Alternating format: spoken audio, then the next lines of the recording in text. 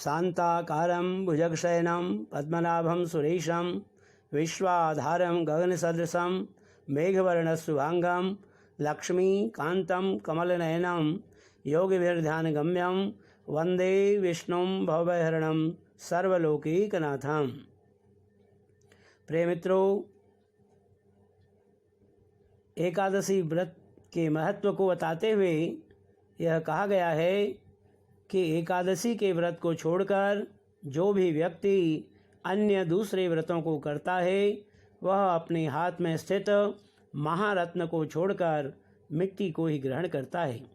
इसलिए एकादशी को भगवान जनार्दन की विधिवत पूजा करके मनुष्य समस्त इच्छाओं की पूर्ति करता हुआ इस संसार से मुक्ति को पा जाता है। किस प्रकार करनी चाहिए एकादशी व्रत? व्रत के दिन नित्य क्रिया से निवृत्त होकर साफ सुथरे वस्त्र पहनने चाहिए तथा पवित्र मन से आसन पर बैठ जाना चाहिए। जल का छींटा देकर पवित्री धारण करे और ईश्वर का ध्यान करे। उसके बाद हाथ में जल, चावल, सुपारी, पुष्प और द्रव्य लेकर संकल्प करे। संकल्प करके पृथ्वी, गौरी और श्री गणेश का पूजन, कलश स्थापना करनी चाहिए। अष्टदल कमल बनाकर उस पर भगवान श्री लक्ष्मी नारायण की स्थापना करनी चाहिए। फिर भगवान का आवाहन तथा षोडश उपचार से उनकी पूजा करनी चाहिए। फिर भगवान को सर्वांग शरीर का पूजन और नमस्कार करना चाहिए। पूजा में गंध, जौ, पुष्प, धूप, दीपक, नैवेद्य, प्रसाद, फल, पंचामृत, तुलसी दल का प्रयोग करना चाहिए। तत्पश्चात भगवान की कथा श्रवण करनी चाहिए। कथा श्रवण करने के बाद भगवान को भोग लगाना चाहिए और आरती करनी चाहिए और भगवान का प्रसाद ग्रहण करना चाहिए। अब हम बात करते हैं श्रावण कृष्ण एकादशी व्रत कथा। युधिष्ठिर बोले, पुराण में जो आषाढ़ शुक्ला देवशयनी एकादशी का व्रत कहा है वह मैंने विस्तार से सुन लिया। हे गोविंद, श्रावण कृष्ण पक्ष में एकादशी का क्या नाम है सो कहिए। तो हे वासुदेव, आपको नमस्कार है। हे राजन, पापों के नाश करने वाले व्रत को सुनो। प्राचीन समय में नारद जी के पूछने पर ब्रह्मा जी ने उनसे कहा, उस उत्तम व्रत को मैं तुमसे कहता हूँ। नारद जी बोले कि हे भगवान, हे कमलासन, मैं आपसे सुनना चाहता हूँ। हे प्रभु, श्रावण कृष्ण पक्ष की एकादशी का क्या नाम है? उसका कौन देवता है? क्या विधि है और क्या पुण्य है सो कहिए। तो ब्रह्मा जी बोले, हे नारद, संसार के हित के लिए मैं तुमसे कहता हूँ, तुम सुनो। श्रावण कृष्ण पक्ष की एकादशी का नाम कामिका है। उसके सुनने मात्र से अश्वमेध का फल मिलता है।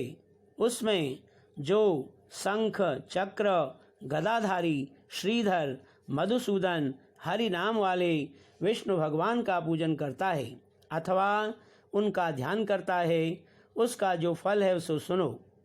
जो फल गंगा, काशी, नैमिषारण्य और पुष्कर के स्नान से होता है वह फल विष्णु भगवान के पूजन से होता है। जो फल सूर्य ग्रहण में, केदार क्षेत्र और कुरुक्षेत्र में स्नान दान करने से नहीं होता वह फल श्री कृष्ण जी का पूजन करने से होता है। सो फल सरोवर और उपवन सहित भूमि दान करने से, सिंह की बृहस्पति में, गोदावरी में व्यतिपात और अतिगंड योग में स्नान करने से जो नहीं होता वह श्री कृष्ण जी के पूजन से प्राप्त होता है। कामिका का व्रत करने वाले को भी वही फल मिलता है। सामग्री समेत ब्याहता हुई गौ का दान करने से जो फल मिलता है वही फल कामिका का व्रत करने वाले को प्राप्त होता है। जो उत्तम मनुष्य श्रावण में श्रीधर भगवान का पूजन करता है उसको देवता, गंधर्व, उरग, पन्नग, सबके पूजन का फल मिल जाता है। इसलिए कामिका एकादशी के दिन हरि का यत्न से पूजन करना चाहिए। जो पाप से डरे हुए हैं उनको शक्ति के अनुसार भगवान का पूजन करना चाहिए। जो संसार रूपी समुद्र में डूबे हुए हैं और जो पाप रूपी कीचड़ में फंसे हुए हैं उनके उद्धार के लिए कामिका एकादशी व्रत उत्तम है। इनसे बढ़कर पवित्र और पापों को दूर करने वाला व्रत नहीं है। हे नारद, यह भगवान ने स्वयं अपने मुख से कहा है, इसको तुम समझ लो। अध्यात्म विद्या में लगे हुए मनुष्यों को जो फल मिलता है उससे विशेष फल कामिका का व्रत करने से मिलता है। कामिका का व्रत करने वाला मनुष्य जो रात में जागरण करता है उसको भयंकर यमराज दिखाई नहीं देता, न उसकी दुर्गति होती है।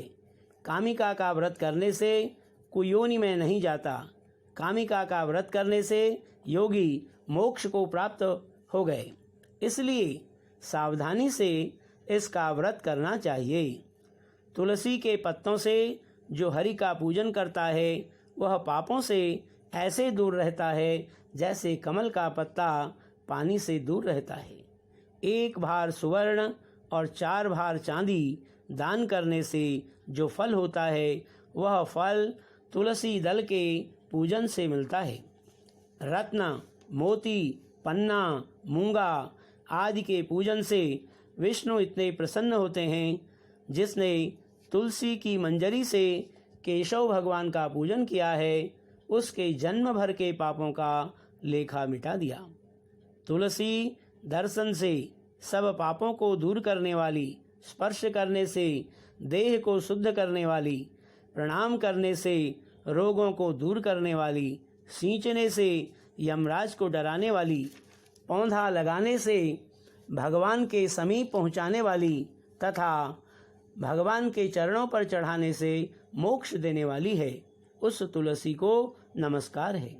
जो एकादशी के दिन रात दीपदान करता है उसके पुण्य की संख्या को चित्रगुप्त भी नहीं जान सकते।